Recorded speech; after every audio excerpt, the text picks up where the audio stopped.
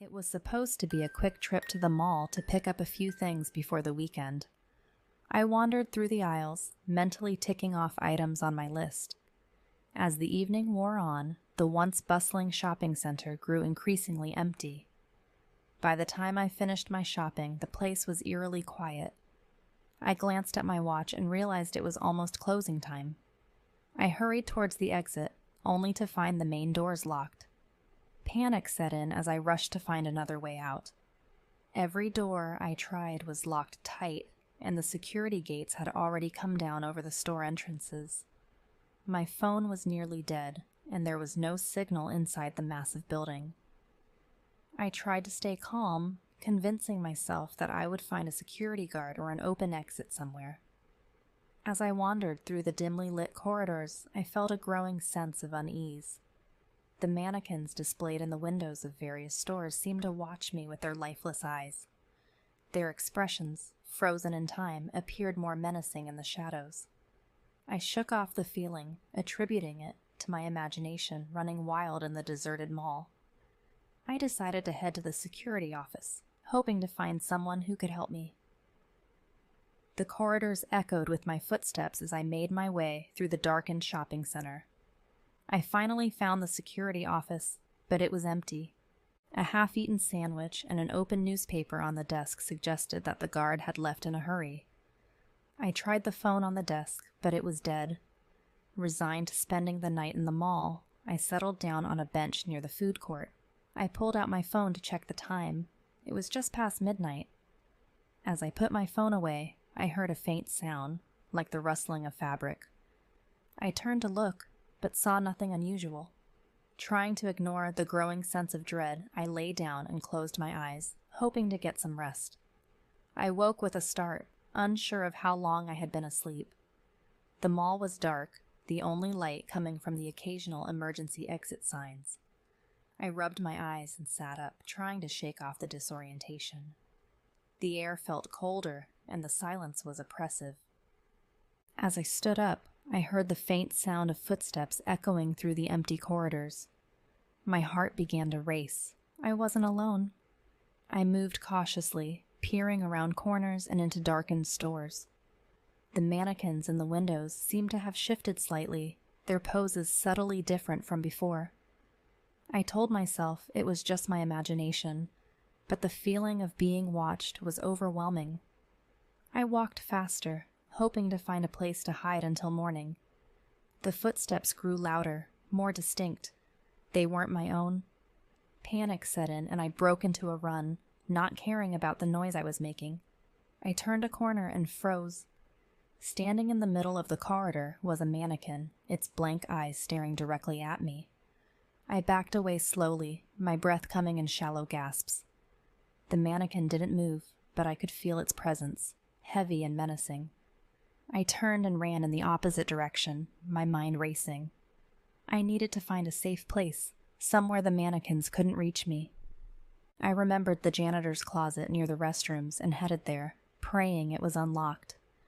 The corridors seemed to stretch endlessly, each turn revealing more mannequins, their positions changing as if they were following me.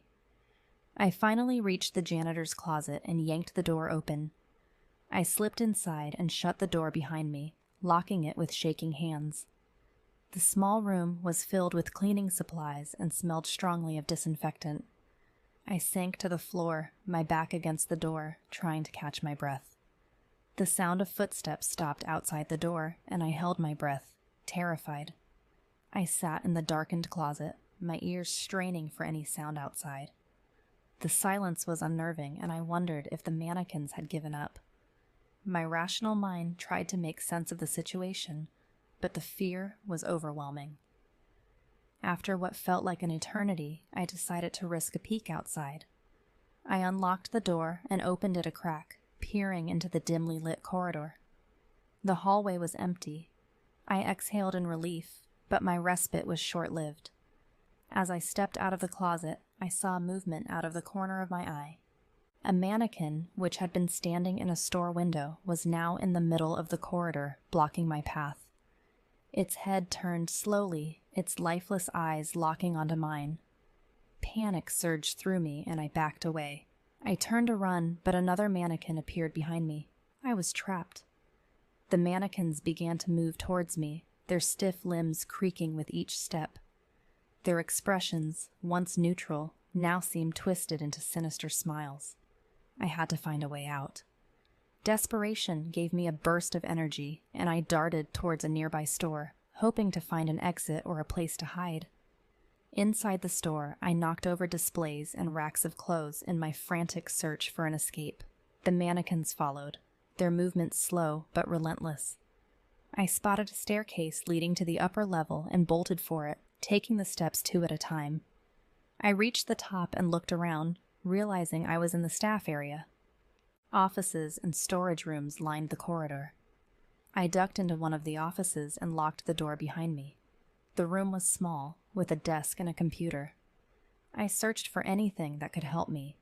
Keys, a phone, anything. The computer was password protected, and there was no phone in sight. The sound of footsteps outside the door sent my heart racing again. The mannequins were relentless. The door swung open slowly, revealing not a mannequin, but a security guard. Relief flooded through me as I lowered the paperweight I had grabbed as a makeshift weapon. "Thank God you're here," I said, my voice shaky. The guard looked at me with a mixture of confusion and concern. "Are you okay?" he asked. I nodded, trying to explain what I had seen. "The mannequins, they're alive.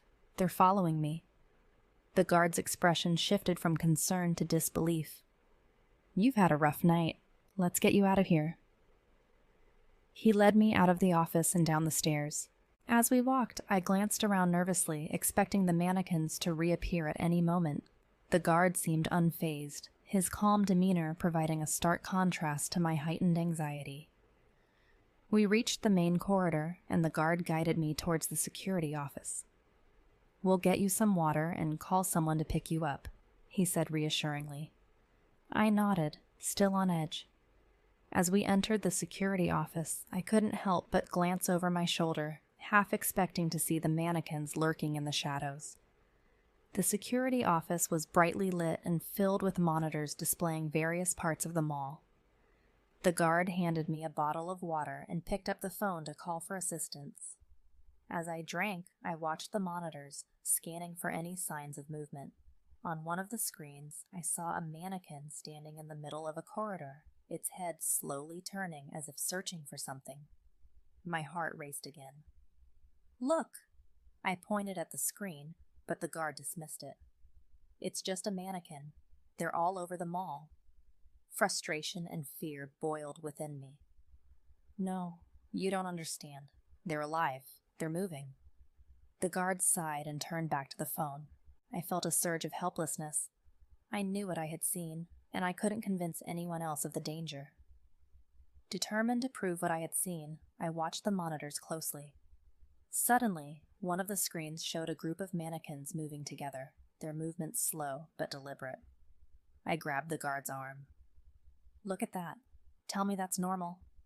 He turned to look, his eyes widening in shock. "What the?" He dropped the phone and stared at the screen. "Do you believe me now?" I asked, my voice tense. The guard nodded, his face pale. "We need to get out of here. Now." He grabbed a set of keys from the desk and led me towards a side exit. The corridors were eerily quiet, but the mannequin's presence was palpable. We moved quickly, the sound of our footsteps echoing through the empty mall. As we neared the exit, we heard the faint sound of footsteps behind us.